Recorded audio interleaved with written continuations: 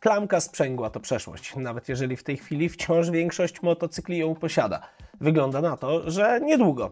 Dziś przyjrzymy się systemom automatyzacji sprzęgła lub zmiany biegów w motocyklach, zaczynając od absolutnego pioniera, czyli oczywiście Hondy, a kończąc na BMW czy KTM-ie. I możecie sobie teraz w komentarzach upuścić albo próbować upuścić ze mnie krwi, że w ogóle bójda, ale moje zdanie jest dokładnie takie. Sprzęgło, a przynajmniej manualna obsługa tego sprzęgła, klamka, to już przeżytek i bardzo dobrze. Sądzę, że jesteśmy świadkami dużej, niepodważalnej i przede wszystkim dobrej zmiany. Nie zgadzasz się ze mną? Spoko, ale podyskutujmy. Daj mi chwilę, żeby przedstawić moje argumenty. Aha, i disclaimer, nie będę tutaj mówił dzisiaj o przekładniach bezstopniowych znanych od lat ze skuterów. No dobra, ale zastanówmy się, po co komu automatyzowanie sprzęgła? No, moim zdaniem podstawowe przyczyny są trzy. Po pierwsze, lebiegi dadzą sobie radę z motocyklami. Po drugie, możemy poprawić osiągi i zminimalizować straty i wyeliminować czynnik ludzki, czyli na przykład usterki, które sami robimy w motocyklach. Pierwsze chyba nie wymaga dyskusji, ale dziś nie o tym. Prawda jest taka, że większość awarii i uszkodzeń sprzętu wynika z czynnika ludzkiego, a w przypadku manualnej zmiany biegów opanowanie idealnej operacji sprzęgłem wymaga nie lada wprawy. Możemy uznać, że w motocyklach mokre sprzęgło jest przecież niesamowicie odporne na złe traktowanie albo upiorne sportowe traktowanie z premedytacją, choćby w enduro, motogymkanie, gdzie półsprzęgło jedzie totalnie non-stop przecież. Z kolei w starym GS-ie macie suche sprzęgła. No nieważne, operator tak czy inaczej jest odpowiedzialny za ostateczną żywotność układu, a czynnik ludzki zazwyczaj zawodzi najczęściej. Zyski na efektywności? No tu znów ocieramy się o ekstrema. Hard enduro, stunt, motogymkana i w samochodach poniekąd też, ale wyścigi też te samochodowe, to przecież skrzynie sekwencyjne, zupełnie jak w każdym z Waszych motocykli i automatyczna sprzęgła. Czyżby przywilej, a może raczej konieczność operowania manualnie sprzęgłem wcale nie była taka super, jak zdaje się nam, polskim motocyklistom? I tak, o to też muszę tu zahaczyć, bo my jako Polacy na tle międzynarodowym jesteśmy bardzo konserwatywnymi motocyklistami i są ku temu przeróżne powody, ale to temat na oddzielny felieton, także nie dziś. Wracamy do sprzęgła. Zastanowiliście się kiedyś, jak to się dzieje, że praktycznie nikt, kto jeździł samochodem w automacie z własnego wyboru, nie wraca do manuala? Dlaczego Honda sprzedaje więcej automatów w każdym modelu, który oferuje z DCT? I ta dysproporcja rośnie rok do roku. Bo nie zawsze, ale w większości przypadków jednak automat jest po prostu od nas lepszy i skuteczniejszy. Mówcie sobie co chcecie o motocyklach Hondy, że są nudne i przewidywalne, ale nic nie rozwala systemu tak jak spojrzenie wstecz na innowacje zaimplementowane przez Japończyków. Od Hondy musimy zacząć, dlatego że obecnie na rynku to oni są pionierami i liderami automatyzacji zmiany biegów w motocyklach. Dziś mamy aż dwie opcje do wyboru w ofercie Hondy, zupełnie świeży e-clutch, które miałem okazję testować we Francji, oraz DCT. No i tu startujemy z wysokiego C, ponieważ nikt, o kim będę mówił w dalszej części tego materiału, nie poszedł aż tak daleko jak Honda. To, co widzicie tutaj, to jest ten system rozebrany i pokazany na modelowym silniku. To, co zrobiła Honda, to wprowadzenie dwóch elektrycznych silników, które sterują tak naprawdę otwieraniem, zamykaniem sprzęgła. Co ciekawe, całość jest skonstruowana tak, że mamy połączenie manualnego sterowania za pomocą klamki, jak i sterowania elektrycznego, które oczywiście komunikuje się z jakimś milionem sensorów w całym silniku i w całym motocyklu, bo czyta sobie tam z ABS-u. Na dźwigni zmiany biegów macie coś w rodzaju quickshiftera, które jest też po prostu czujnikiem, który podaje informacje i tak naprawdę za pomocą tych silników steruje otwieraniem, zamykaniem sprzęgła, ale także jednocześnie działa troszeczkę jak quickshifter, czyli w tym samym czasie reguluje nam chociażby zapłon. Okazuje się, że pomysł pojawił się jakieś 5 lat temu w ich głowach i przez 5 lat go rozwijali. Na początku zaczęło się oczywiście od znanego Wam DCT. Cały system był bardziej podobny do DCT, bo nawet nie było klamki sprzęgła. Potem na szczęście stwierdzili, żeby tą klamkę przywrócić. Jak widzicie, ten system pozwala kompletnie zapomnieć o operowaniu sprzęgłem, jednocześnie zostawiając nam fizycznie tę klamkę pod palcem, abyśmy mogli go użyć w każdym dowolnym momencie, kiedy tylko przyjdzie nam to do głowy i uznamy to za stosowne. W dalszym ciągu musicie jednak najzwyczajniej w świecie zmieniać biegi, jak w każdym tradycyjnym motocyklu i musicie o tym pamiętać. Motocykl nie zmieni tych biegów za Was. Jeżeli podobają Ci się materiały takie jak ten, pamiętaj o tym, żeby podkarmić algorytmik, dając łapkę w górę, zostawiając komentarz, być może udostępniając to swoim znajomym. Albo zasubskrybuj kanał. Lecimy dalej.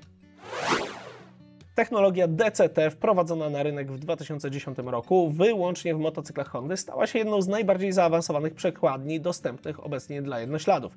DCT oznacza Dual Clutch Transmission, czyli przekładnię dwusprzęgłową. Układ oczywiście jest znacznie większy i waży znacznie więcej od standardowego sprzęgła i skrzyni biegów, bo mamy tam jednak dwusprzęgłówkę, więc wiecie, wałki, przekładnie i tak dalej, plus do tego cały moduł hydrauliczny sterujący wybieraniem tych biegów. Ale jednocześnie DCT tak naprawdę oferuje największą zmianę, najbardziej zaawansowany system zmieniania biegów i tak naprawdę trochę odczuciami przypomina to, co dostaniecie, co znacie być może z samochodów w automacie, z klasycznymi dwusprzęgłowymi skrzyniami, które w autach lądują już od wielu, wielu lat. Więc ten poziom odczuć jest dużo bardziej podobny do tego, co macie w aucie, tego jak się zmieniają te biegi. W każdym momencie mamy zapięte dwa biegi i skrzynia z pomocą zaawansowanego układu hydraulicznego steruje wybieraniem kolejnych przełożeń, dając bardzo szybką zmianę biegu, uniemożliwiając zdławienie motocykla w czasie ruszenia spod świateł lub pod górkę, albo też przypalenie sprzęgła.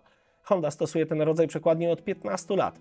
Tak, wciąż część osób upiera się, że Africa Twin oferuje więcej kontroli w terenie w przypadku manuala i ma rację poniekąd. Nie zmienia to faktu, że większość użytkowników nie jeździ wyczynowo, a każdy model, w którym można mieć DCT, sprzedaje się z nią lepiej niż z tradycyjną skrzynią biegów i ze sprzęgłem. Podobno istnieje Goldwing w manualu, ale nikt go nigdy nie widział. No bo po co?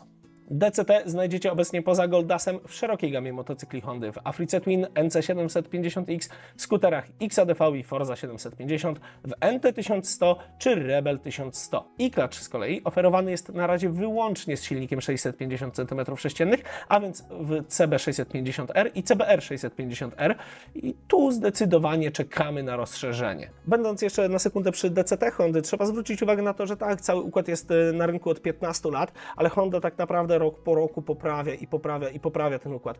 Więc jeżeli jesteście trochę sceptyczni, bo kiedyś mieliście do czynienia na przykład, nie wiem, z Cross Tourerem albo gdzieś tam jeszcze ze starszymi generacjami w starych NC-kach i myślicie, że nie, DCT to nie do końca to, bo gdzieś tam stukało, pukało, ta zmiana biegów nie była tak super fajna i płynna, to być może warto przejechać się czymś z bieżących roczników, pożyczyć sobie taką demówkę na jazdę testową i sprawdzić, bo ja pamiętam, że model 23 do 24 po zmianach w Africe Twin to było po prostu niemalże jak ziemia i niebo, usprawniają to cały czas. Więc jeżeli macie jakieś stare doświadczenie z DCT, a nie macie z tymi nowymi, a rozważacie, przejdźcie się tym nowym i zobaczcie, jak działa najnowsza generacja DCT. A teraz lecimy dalej do BMW. Od tego roku możecie zamawiać BMW R1300 GS, zresztą w obydwu wersjach, w standardzie i w Adventure, z systemem ASA, czyli Automated Shift Assist,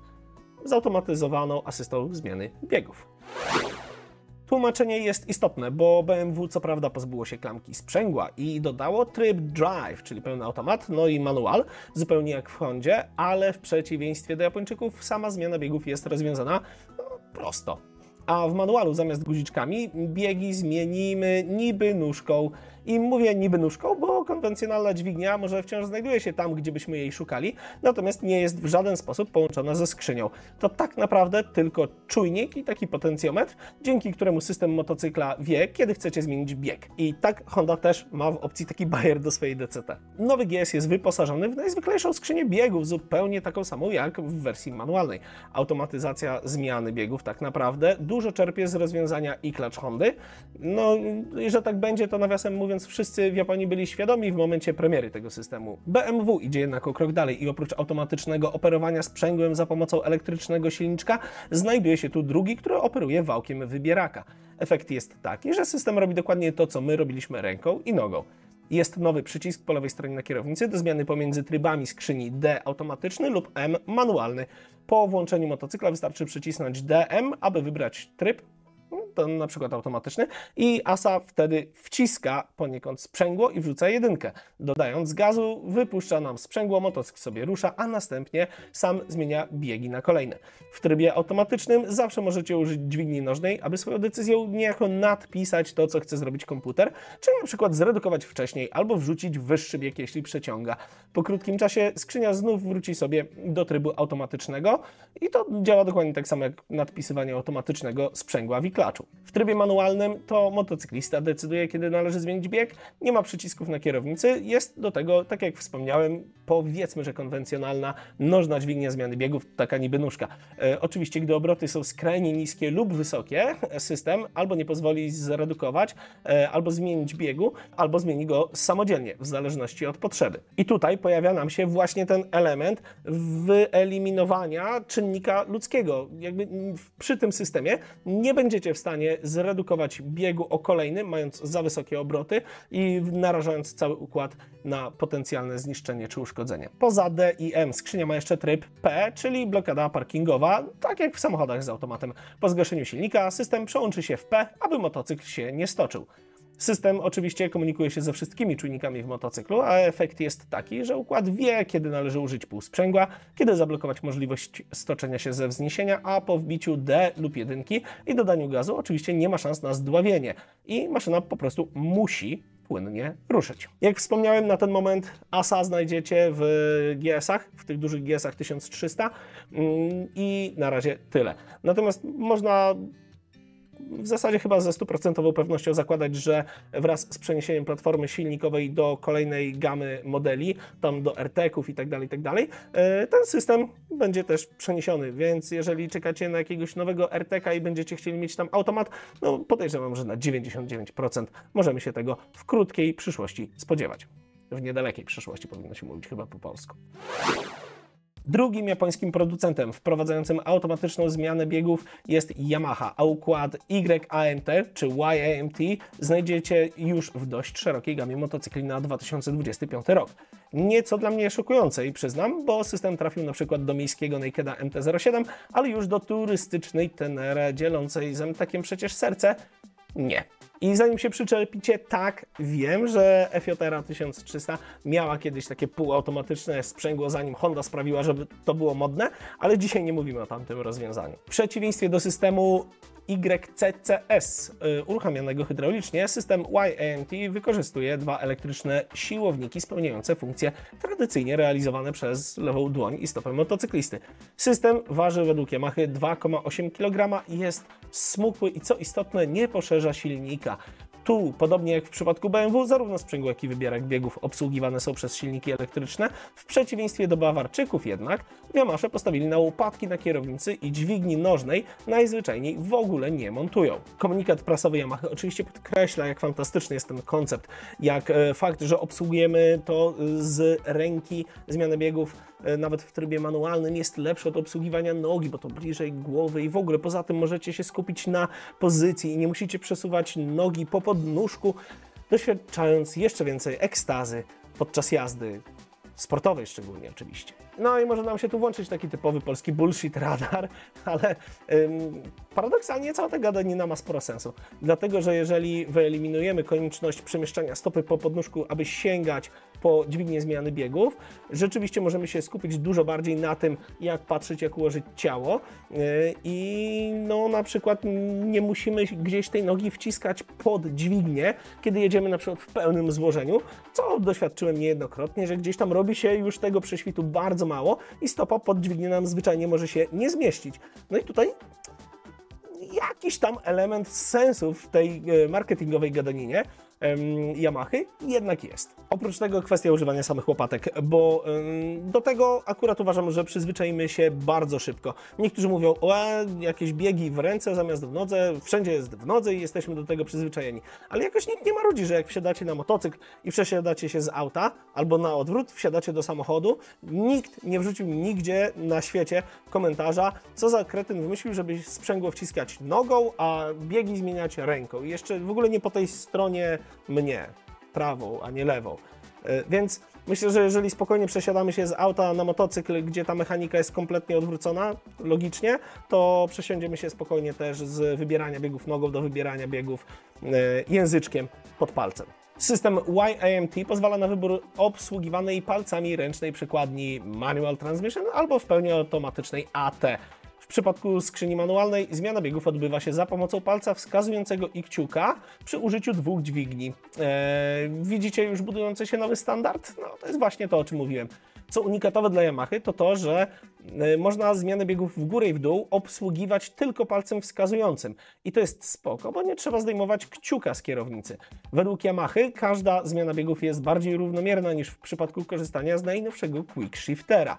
A radość i zastrzyk adrenaliny podczas szybkiej zmiany biegów w najbardziej sportowych warunkach są dla kierowcy jeszcze większe. Tu zahaczę na chwilę o Quick Shifter, bo jeżeli masz zamiar właśnie w tej chwili napisać komentarz, że te automaty to bla bla bla, wiecie, tam generalnie hejty, takie rzeczy, no to ja mam jedno pytanie. Dlaczego tak wszyscy uwielbiają Quick Shiftery? Czy w Quick Shifterach nie chodzi o to, żeby wyeliminować konieczność używania sprzęgła, pół sprzęgła, ćwierć sprzęgła, przegazówki, zmiany biegów, dostosowywania obrotów, tylko żeby to samo się robiło? No to teraz po prostu idziemy ewolucyjnie o krok dalej. Korzystając z trybu całkowicie automatycznego możemy wybierać pomiędzy dwoma programami dostosowanymi do różnych warunków jazdy. D+ umożliwia przełączanie biegów w sportowym stylu i korzystanie z pełnego zakresu obrotów. Tryb D zapewnia łagodniejszą zmianę przy niskich obrotach, co może być przyjemniejsze podczas jazdy z mniejszymi prędkościami, np. w mieście czy podczas manewrowania. Korzystając z automatu, kierowca może w dowolnym momencie tak samo wybrać tryb ręczny, posługując się jedynie przyciskami, czyli naszą ingerencją, jak w przypadku każdego systemu, zwyczajnie nadpisujemy to, co robi automat. Systemy YAMT znajdziecie w MT-07, MT-09 oraz gamie Tracera 9, ale nie w Tenerę. I nie wsadzili go też na razie do żadnych sportów. Jeżeli lubisz motorki, lubisz motocykle adventure, ale też nie tylko i chcesz pomóc mi się rozwijać, to zapraszam Was serdecznie do polajkowania tego materiału, ale przede wszystkim do subskrybowania, bo około 70% z Was dalej tego nie robi. Możesz też rozważyć opcję wspierania kanału. Gdzieś na górze albo na dole znajdziesz guzik wesprzyj. Możesz wybrać jeden z progów. Co jakiś czas będę dodawał i dodaję jakieś tam materiały ekskluzywne tylko dla osób wspierających. No a każde Wasze wsparcie pozwala mi po prostu robić więcej fajniejszych, ciekawszych projektów. Dzięki. Wracamy do programu. Na koniec zostawiłem sobie KTM-a. I to tak trochę przypadkiem, a trochę niekoniecznie, dlatego że automatyczne skrzynie biegów kojarzą się raczej z lenistwem i komfortem, a pomarańczowi z drugiej strony dużo bardziej z wylewającą się zewsząd adrenaliną i brakiem rozsądku generalnie. Sportowymi doznaniami, wiecie o co mi chodzi. Więc co zatem automat robi w KTM-ie? KTM AMT, czy AMT, Automated Manual Transmission, to półautomatyczna skrzynia biegów oparta na elektronicznym module sterującym zmianą biegów. Umożliwia jazdę w trybie Twist and Go bez potrzeby ręcznego operowania sprzęgłem. Skrzynia AMT oferuje zarówno pełną automatyzację w trybie A, jak i możliwość ręcznej zmiany biegów w trybie manual za pomocą łopatek na kierownicy albo dźwigni nożnej. W trybie automatycznym kierowca może korzystać z funkcji kickdown, która automatycznie redukuje bieg przy gwałtownym dodaniu gazu. Widzimy tu po pierwsze dalej podobny wzór na automat, czyli silniki sterujące sprzęgłem i wybieraniem biegów, ale charakter KTM-a wyraża się jednak w elementach powiedzmy sportowych. Wciąż możemy wybierać biegi tradycyjnie nogą. Istotną kwestią jest po pierwsze, podobnie jak w BMW ASA, tryb Park, czyli możliwość zostawienia motocykla na zablokowanej skrzyni, co jest mega przydatne, gdy musimy go postawić gdzieś na wzniesieniu. Po drugie, również podobnie do Bawarczyków, ale po swojemu KTM rozwiązał sekwencję biegów. I nie mamy już do czynienia z tradycyjną sekwencją biegów, taką, wiecie, znaną od lat, że jedynka w dół, a reszta w górę. Więc jeżeli ktoś z Was ma ten super klasyczny tatuaż na lewej nodze, to może się okazać, że za parę lat, że tylko inne dziady takie same jak my i Wy będą rozumieli sens tego tatuażu, a cała reszta będzie wyglądała już kompletnie inaczej, dlatego że w najnowszym KTM sekwencja biegów wygląda tak: park, neutral, 1, 2, 3, 4, 5, 6 i tak dalej. Także wiecie, 1, N, 2, 3... to będzie odchodziło do lamusa. Co ciekawe, tryb Park nie blokuje skrzyni na żadnym z trybów biegów, a za pomocą dedykowanej blokady i podobnie jak Neutral oraz jedynkę możecie to wrzucić tylko za pomocą łopatek na postoju i z wciśniętym hamulcem. Zapobiega to przypadkowemu zgrzytowi, kiedy z zapamiętaniem będziecie kopać redukując biegi i będąc ready to race as fuck. AMT KTM będzie na razie dostępne wyłącznie w 1390 Super Adventure Evo i tylko w nim, choć należy się spodziewać, że jak pomacają rynek, to pewnie trafi do pozostałych wersji Super Adventure, Super Duke'a, a z czasem pewnie także do mniejszych pojemności. Ale spoko, Wasz EXC albo SMCR myślę, że przez najbliższe dobre parę lat jest bezpieczny. Jest od tego bezpieczny. Na ten moment te 4 marki, czyli Honda, BMW, Yamaha i KTM, to wszyscy producenci, którzy poszli w automatyzację skrzyni biegów. Jestem bardzo ciekaw, co Wy sądzicie na ten temat. Co sądzicie na temat przyszłości manualnego sprzęgła, czy manualnej zmiany biegów w ogóle? Jestem bardzo ciekaw. Eksperymenty, tak jak wspominałem w tym materiale, toczą się już od lat i wspominałem system Yamahy. Są też sprzęgła Recluse, czyli mechaniczne sprzęgła, które używane są już od lat w różnego rodzaju endurówach, więc wiecie, to też nie jest tak, że to manualne sprzęgło jest tak niezbędne, bo gdzieś tam grzebiemy, a teraz jest po prostu, moim zdaniem, więcej technologii, która pozwala producentom, żeby pójść w tę stronę. Poza tym uważam, że wyeliminowanie manualnego sprzęgła i manualnej zmiany biegów w ostatecznym rozrachunku będzie wpływać na żywotność całego układu, a też z czasem na performance, na to, jak te motocykle będą się zbierać i robić rzeczy. Wystarczy wspomnieć, że tak przecież nudny, wypominany jest to temu motocyklowi non-stop NC750X i tak robi w zasadzie wszystkich ze świata, bo przewala się po tych biegach, nie traci. Ja Wam mogę opowiedzieć taką historię z mojego własnego doświadczenia z autopsji, ile traci się na zmianach biegów, jeżeli nie robicie tego naprawdę dobrze. Kiedyś wybrałem się na przejażdżkę z ludźmi, którzy dysponowali dużo mocniejszymi motocyklami, bo jechałem starą XJ600 Diversion, 62 konie, nie? Więc wiecie, jest szacun. Ale tam reszta motocykli to miała tak około 100 koni plus, więc no brakowało mi prawie połowy tej masy. I mówię, jak wywalimy Gidę, nie ma szans, wszyscy mi uciekną.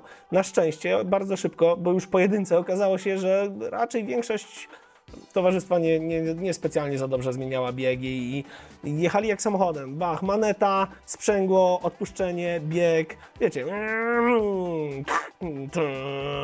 tracili strasznie dużo czasu. Ja waląc biegi w zasadzie bez sprzęgła, z minimalnym międzygazem, no byłem w stanie trzymać się za 100-konnymi motocyklami na 60-konnym motocyklu, nie? Gdzie teoretycznie nie byłoby to w ogóle wykonalne. No więc teraz zobaczcie, jeżeli nie operujemy bardzo fajnie tymi instrumentami, to automaty po prostu zrobią to za nas lepiej. Oprócz tego dochodzi do tego wygoda, bo nie zgaśnie nam motocykl nigdy pod górkę, nie zgaśnie nam nigdy motocykl jak ruszamy, nigdy nie zrobimy sobie przypału, nie zrobimy sobie siary, gdy wsiądziemy na nasz super mega motorek w super mega ciuchach, wbijemy jedynkę i zrobimy kangurek, nie? I wtedy siara. To nie będzie miało miejsca z tymi wszystkimi automatami. No i jakby nie mówić, jest coś w teorii, że to automatyczne zmienianie biegów nas odciąży i będziemy mogli skupić się tylko i wyłącznie na samym doświadczeniu jazdy, bo ja jestem w stanie zobaczyć to oczami wyobraźni, jak myślę tylko o tym, jak się ułożyć, gdzie patrzeć i jak dużo radochy wyciągnąć z zasuwania po Stelvio, nawijając na 783 Agrawie, bez zastanawiania się, czy ja jadę sobie w ogóle dobrze dobranym biegiem, czy mi nie zgaśnie. Wiem, że na pewno oglądacie te filmiki z przewracającymi się ludźmi na Stelvio.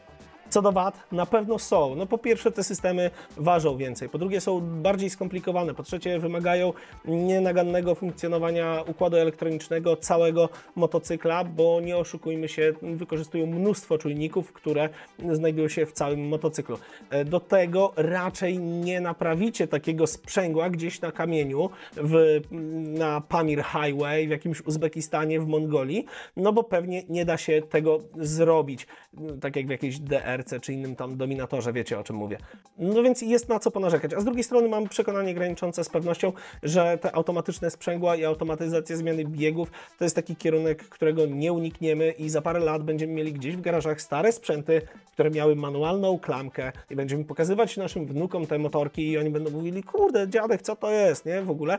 I jak się dowiedzą, że to jest manualnie obsługiwane sprzęgło, to będą zadawali pytania, jak wy w ogóle dawaliście radę tym jeździć, robiąc tyle rzeczy naraz, zamiast skupiając się na tym, żeby po prostu sunąć przed siebie. I moim zdaniem sprzęgło prędzej czy później zajmie miejsce obok gaźników, obok manualnych odprężników, przyspieszaczy zapłonu itd., itd.